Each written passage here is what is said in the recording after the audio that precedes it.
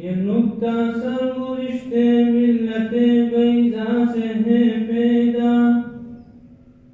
یہ نکتہ سرگزشت ملت بیضا سے ہے پیدا، کہ اقوام زمین ایشیا کا پاس باتو ہے، سبق پھر پڑھ صداقت کا، عدالت کا، شجاعت کا، لیا جائے گا تجھ سے کام دنیا کی امامت کا۔ ہمارے باغ میں امن و امان کے پھول کھلتے ہیں،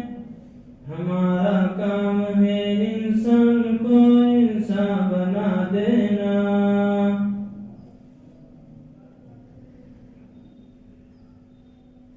میری کشتی نہ ڈوبے گی، سدا موجوں سے کھیلے گی، لیا ہے میں نے بس ایک نام محمد پاک اعظم کا۔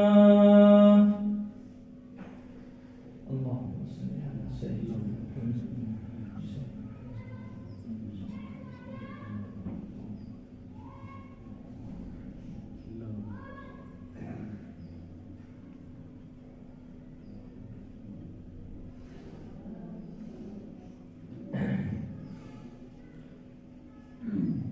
جو لوگ دین کی باتوں کو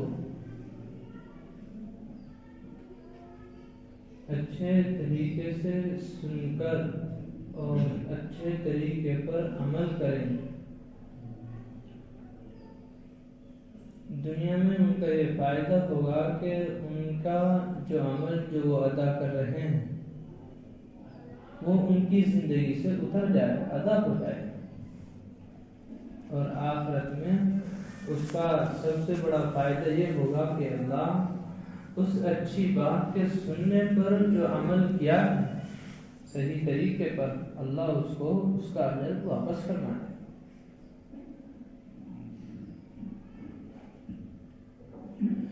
جیسے ہم لوگ دنیا میں رہتے ہیں اور دنیا کے ہر کام بالکل بہت اچھے طریقے سے کرنے کی کوشش کرتے ہیں کہ اس کے اندر کوئی کمی بیشی نہ ہو، اس کے اندر کسی طرح کی کوئی کمی نہ رہ جائے، آخر درجے تک یہی کوشش ہے۔ اگر اس دنیاوی کاموں کی کوشش میں سے کچھ حصہ نکال کر 10-20%، 30% نکال کر اس کوشش کو اگر دین کی محنت پر اور جو ہمارے اہم احکام ہیں ان کو سیکھنے پر صرف کر دیا جائے تو انشاءاللہ عمل ٹھیک ہو جائے۔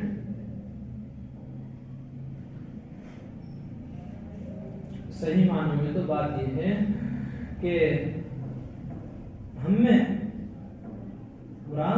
مسجد میں آنے والوں میں بھی اور جو نہیں آتے ان کی تو کہنے کیا ہے، بس ابھی اتنا پتا ہے کہ ہاں نماز پڑھنے جا رہے ہیں اور نماز پڑھنے جاتے ہیں اور نماز پڑھ لیتے چلے جاتے ہیں۔ طریقہ کیا ہے؟ اس کو حدیثوں کے اندر حضرت محمد مصطفیٰ صلی اللہ علیہ وسلم نے باقاعدہ صحیح طریقے پر بیان کیا۔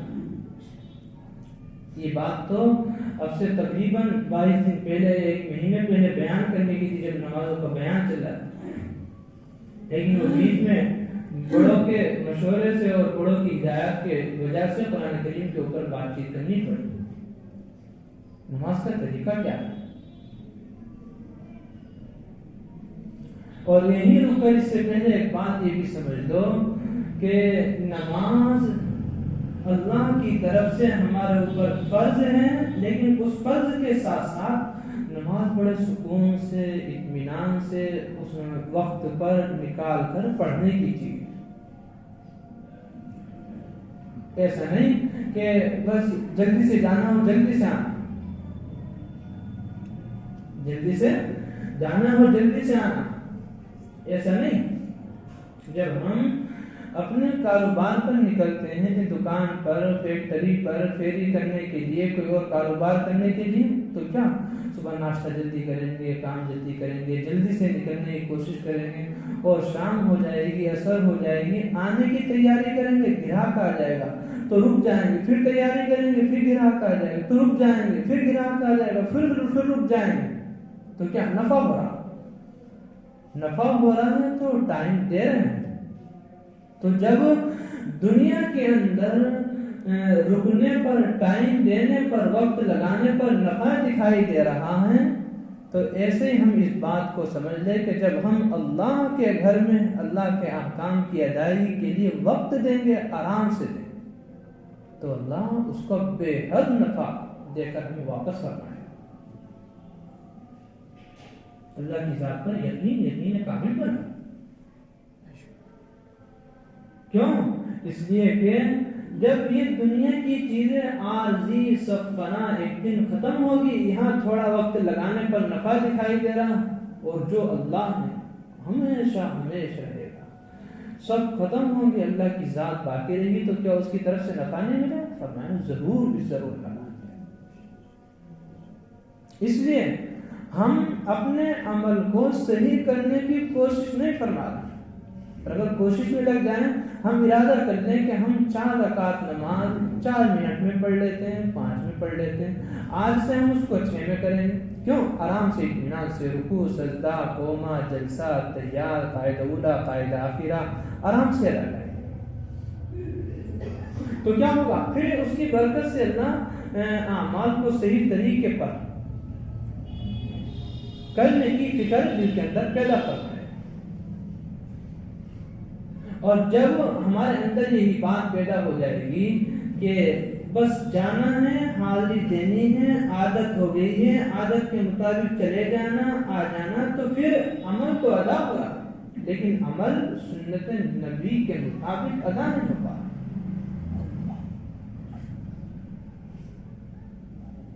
ورنہ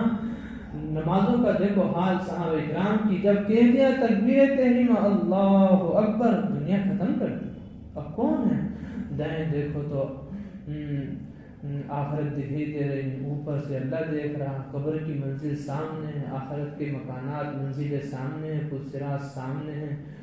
تو بندہ اللہ اکبر کہنے کے بعد صرف اور صرف کہاں اللہ سے بات کر رہا ہے، جو میں سر بسجدہ کبھی ہوا،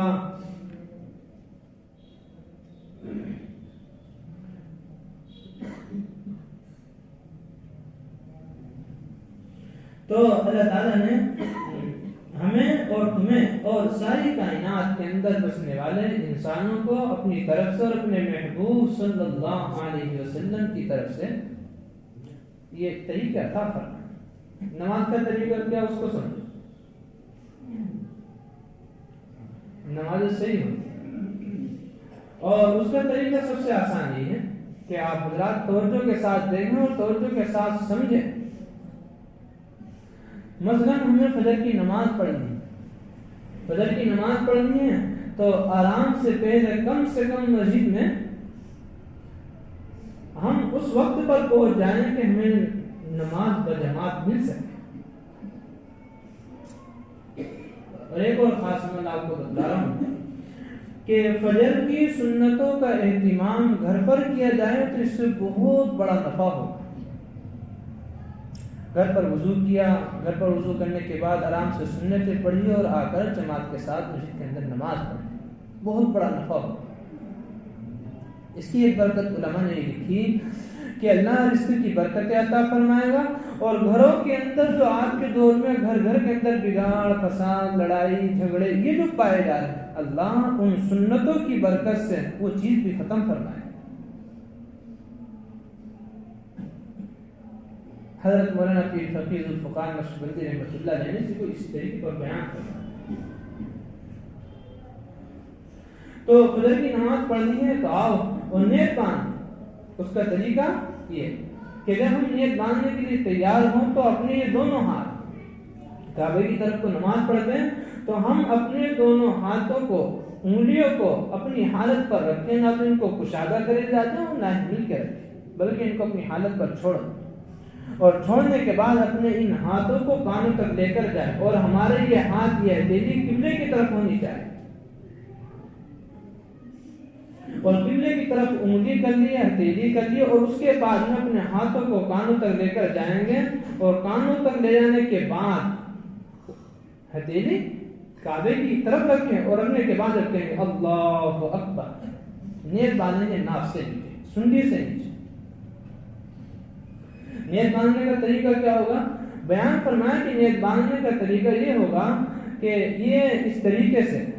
یہاں سے اکٹھا پکڑا جائے گا، اس کن کی انگلی کو یہاں پر اور اس انگوٹھے کو یہاں پر، اور اس طریقے پر یہ نیت باندھی جائے گی، اور اس طریقے پر ہاتھ ناف کے نیچے باندھ دیے جائے۔ بعض لوگ نیت باندھنے کے طریقے میں ایسے کرتے کہ بس نیت باندھی اللہ اکبر، وہ ہاتھ نیچے پڑے، نیچے نہیں، بالکل ایسے کر کے رکھنا۔ کیوں؟ وہ نماز ڈھیلی ڈھالی، نیت باندھ رکھی اور ڈھیلی ڈھالی نماز پڑھ رہے، کچھ بھی نہیں پتا کہاں کھڑے، کیا کرنے کیا، اور امام صاحب رکوع میں پہنچے تو خود بھی چلیں گے، سجدے میں پہنچے سجدے میں چلیں گے، بس ان کے ساتھ ساتھ بھی کام کرتے ہیں۔ بھائیو نماز بناؤ، طریقے پر آؤ کہ طریقہ کیا ہے۔ حضرت محمد مصطفیٰ صلی اللہ علیہ وسلم نے تابعین سے کیا نماز کا طریقہ بتایا تھا، اور آخر میں بیان کرنے کے بعد یہ کہا تھا میں نے 10 صحابہ سے نماز کا طریقہ یہی سیکھا۔ امام احمدی بیان فرماتے تو یہ نیت بننے کے بعد ہم فجر کی نماز پڑھ رہے ہیں، تو عقیدے کی نماز سبحانک اللہم و بحمدک و تبارک اسمک و تعالی جدک و لا الہ غیرک، یہ پھر اعوذ باللہ من الشیطان الرجیم بسم اللہ الرحمن الرحیم۔ جب ہم نماز پڑھ رہے ہیں اپنی تو رکعت والی نماز پڑھ رہے ہیں تو وہ اس طریقے پر فجر کی نماز چل رہی، تو پہلے ہم نے نیت باندھی، پھر سبحانک اللہم، پھر اعوذ باللہ، بسم اللہ، ہمیں قرآن کریم تلاوت شروع کرنی۔ اب یہیں پر ایک مسئلہ ہے، جب ہم امام صاحب کے ساتھ نیت باندھے تو صرف سبحانک اللہم پڑھیں، اعوذ باللہ بسم اللہ نہ پڑھیں۔ کیوں؟ اس لیے کہ اعوذ باللہ بسم اللہ جب پڑھی جاتی ہے، جب قرآن پڑھا جاتا ہے، مقتدیوں کو قرآن نہیں پڑھنا امام کے پیچھے، نہیں پڑھنا تو اعوذ باللہ اور بسم اللہ بھی نہیں پڑھنا۔ امام صاحب کو قرات کرنی تو وہ خود پڑھیں، آپ کو تو صرف سننا ہے، لیکن اکیلے کی نماز اعوذ باللہ من الشیطان الرجیم بسم اللہ الرحمن الرحیم الحمدللہ رب العالمین الرحمن الرحیم مالک یوم الدین ایاک نعبد و ایاک نستعین اهدنا الصراط المستقیم صراط الذین انعمت علیہم غیر المغضوب علیہم ولا الضالین۔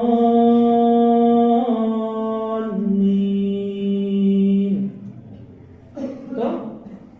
اس کے بعد میں آہستہ امام صاحب کے پیچھے نماز پڑھ رہے ہیں تو بالکل دھیمی آواز سے، اس کو حضرات فقہا نے بیان فرمایا اس طریقے پر آمین کہیں، مقتدی امام کے پیچھے والا الضالین کے بعد آمین کا لفظ اس طریقے پر ہے۔ اور حدیث پاک کے اندر آتا ہے کہ جس کی آمین فرشتوں کی آمین کے ساتھ ہو جائے گی، اللہ پاک ان کی نمازوں کو قبول فرما لے گا۔ کیا مطلب؟ آمین کو وللضالین کے فوراً بعد میں مت کہو کہ وللضالین ابھی پورا نہیں ہوا تو آمین کے بیٹھے ہیں۔ امام صاحب نے وللضالین اس کے بعد میں سورۃ شروع کی، اس کے بعد میں سورت پڑھی جائیں گی الم تر کیف فعل ربک، جو بھی سورت یاد ہو کسی کی، اور سورت پڑھنے کے بعد اس کے بعد میں رکوع کیا جائے۔ ایک بات ہو، جب ہم کھڑے ہیں، ہم نے نیت باندھی ہے، اور نیت باندھنے کے بعد بعض لوگوں کو دیکھا گیا یہاں بھی اور جگہ بھی سبھی جگہ ہوتے ہیں، تو وہ پتہ نہیں نیت باندھ رکھی گھنٹے کو دیکھ رہے ہیں، ٹائم دیکھ رہے ہیں، 1:15 بج گیا 1:30 بج گیا، انہیں پتہ ہی نہیں کہاں دیکھیں، اور یہ اپنی نمازوں میں بھی دیکھتے ہیں، سنتیں پڑھتے تب بھی دیکھتے ہیں، امام صاحب کے ساتھ کھڑے ہیں، سب نے رخ آگے کو کر رکھا، کون کس کو دیکھ رہا تو ان کی نگاہیں اوپر گھوم رہی۔ فرمایا کہ سنت کے خلاف عمل، حدیث پاک کے اندر بیان فرمایا کہ نماز پڑھتے ہوئے اپنی نگاہوں کو نیچا رکھا کرو، کہیں ایسا نہ ہو کہ تمہاری نگاہ اوپر اٹھانے کی وجہ سے تمہاری بینائی اٹھا